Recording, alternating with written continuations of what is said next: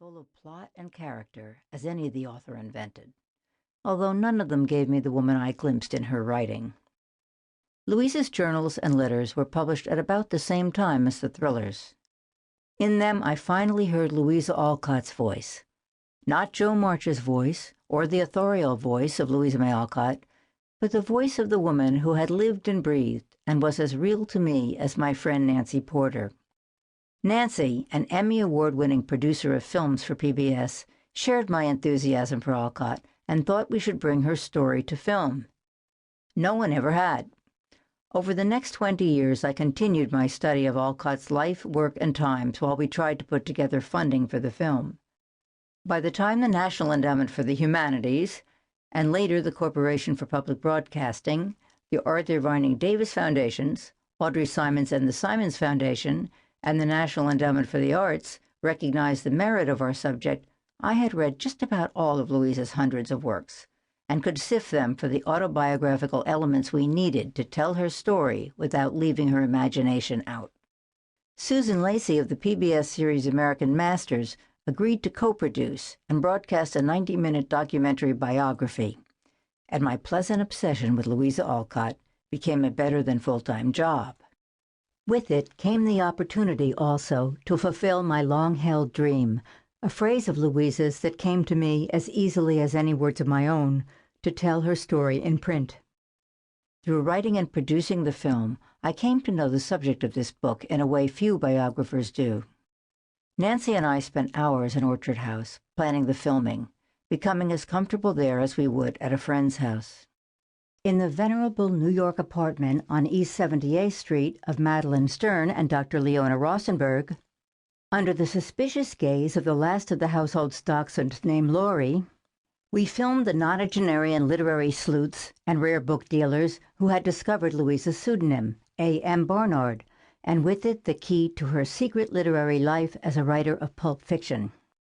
I became a literary sleuth myself, in search of an Alcott scholar I never met, Madeline Bedell, the author of the Alcotts, Biography of a Family.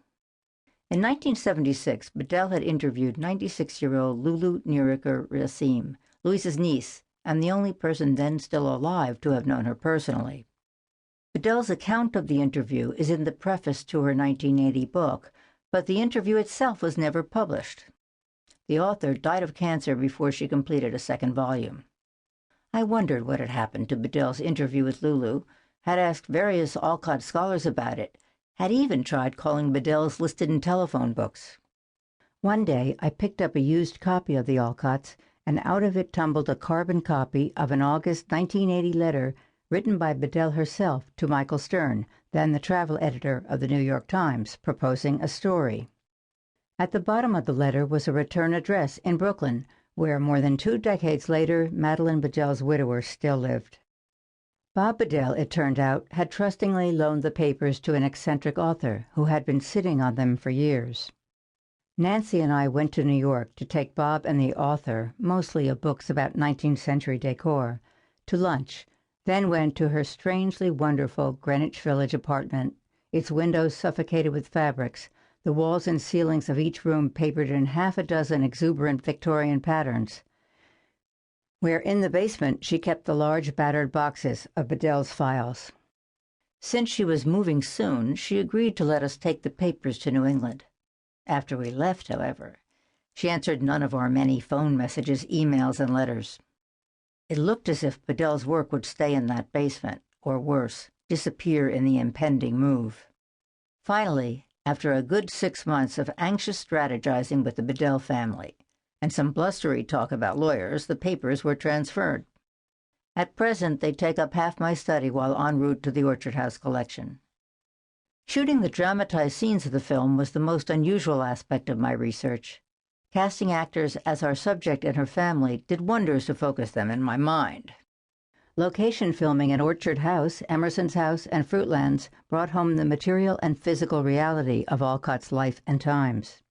Seeing the costumes, especially the Fruitlands clothing, which had been described but never pictured, and watching them being worn, especially running at full throttle in the woods, made visible how it felt to be breathing under their weight. Eating an authentic plum cake baked by the film's prop master.